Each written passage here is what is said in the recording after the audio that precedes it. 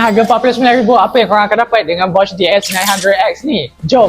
Enjin 895cc, 2 silinder, 93.9 horsepower dengan tangki minyak 17 liter. Motor ni complete juga dengan traction control, ABS dengan cruise control, adjustable windshield, up, down.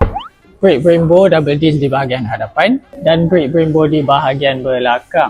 Crash bar, handguard, kamera di bahagian hadapan, 3 aluminium box, top box dan side box. Top box 45 liter, side box 35 liter. USB Type A dan Type C di bahagian kiri, 12 volt soket di bahagian kanan.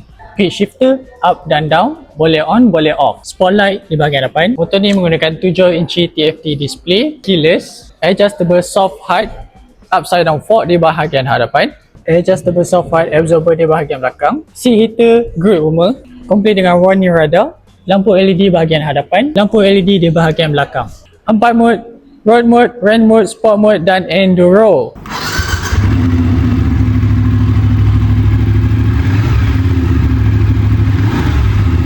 Dengan harga 49,000 didatangkan dengan 2 tahun waranti unlimited mileage. Kalau kamu minat dengan motor ni, boleh contact Kai 0197804768 ataupun korang boleh walk in terus ke Dharma Motor M Force Kajang. Okay, so itu saja pada Kai. Thank you for watching.